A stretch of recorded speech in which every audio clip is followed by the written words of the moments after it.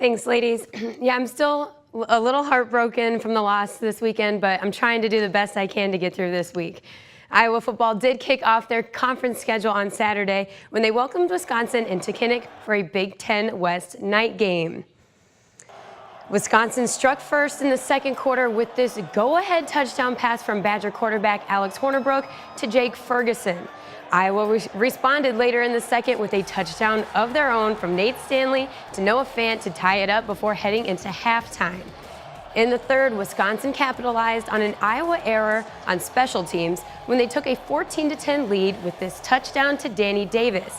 But the Badgers hadn't seen the last of Noah Fant, who scored his second touchdown of the night to put Iowa back on top 17-14 heading into the fourth. But Scotty proved to be too much for the Hawks, as two touchdowns in the final minute of the game gave the Badgers a 28-17 victory and handed Iowa its first loss of the season. Bottom line is I thought our guys played hard. We just didn't play well enough to win. Credit Wisconsin for that. They did a good job. And, it's our first loss in the conference, first loss this year. Comes at a break, so we'll sit back and reassess things a little bit. I think we've made progress over the first month.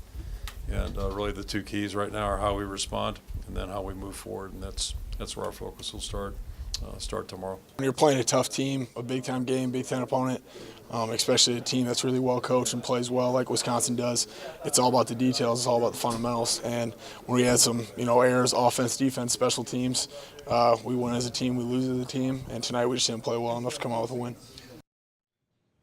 But in a game this close, with such big implications on the line, Iowa fans won't soon forget the costly mistakes we saw on special teams. With more is DITV Sports Director Bo Bowman.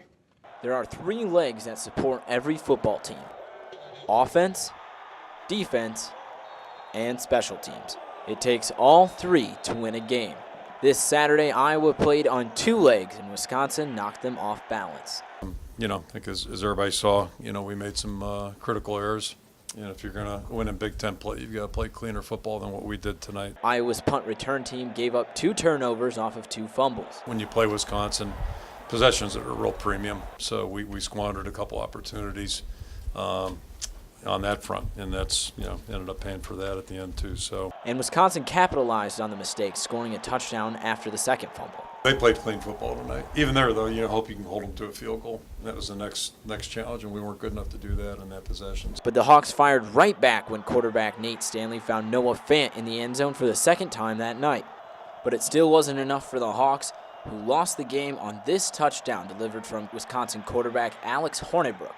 They stretched us 3 vert to the front side. Everybody's kind of manned up over there and just made a good play, good catch. But this loss for the Hawks will be a big factor in determining who will make it to the Big Ten Championships in December.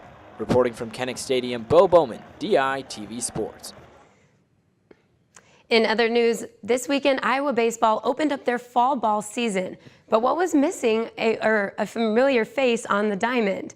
Daily Iowan sports editor Pete Rudin broke the news that shortstop Kyle Crowell is no longer with the team. We have Pete standing by in the newsroom with more. Pete, what can you tell us? That's right, Taylor. Kyle Crowell, Iowa's starting shortstop from last season, is leaving the Hawkeye baseball program. He's not listed on the roster, and when asked about it, head coach Rick Heller said that Crowell will not be on the team this season, and he may be looking to transfer, although he is not 100% sure. Crowell confirmed to me Friday morning that he is leaving the program, but declined comment on whether he will be transferring or ending his baseball career. Crowell finished last season 3rd on the team with 6 home runs and 33 RBIs behind Tyler Cropley and Robert Newstrom. And with Cropley and Newstrom leaving for the MLB draft, Crowell was set to be a key piece at the plate for the Hawkeyes. That's it from me in sports. Come back tomorrow with more on what went wrong against Wisconsin. Back to you at the desk.